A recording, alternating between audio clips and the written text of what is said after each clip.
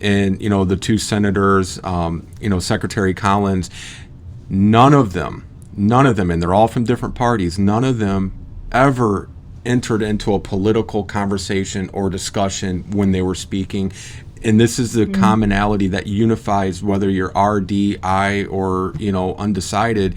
This isn't about politics. This is about helping support our military families and their caregivers.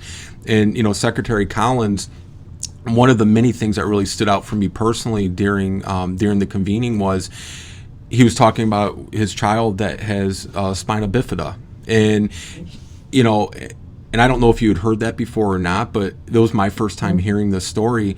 And he explained he was at a McDonald's or a Burger King, and the deep fryer for the French fries, the buzzer, the alarm went off, that beep, beep, beep, beep.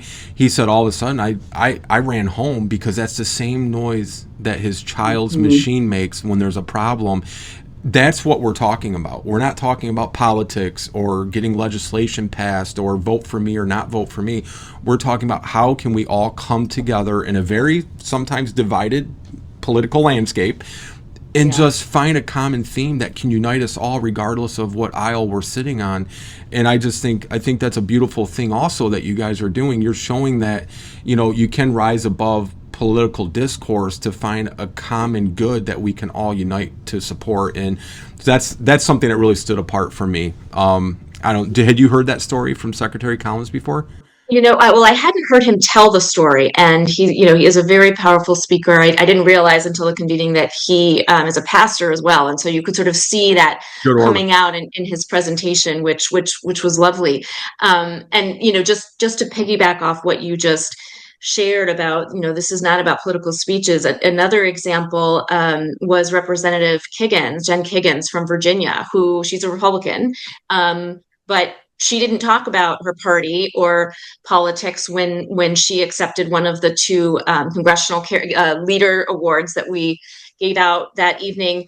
And for her, there was that personal connection of having been a geriatric nurse practitioner.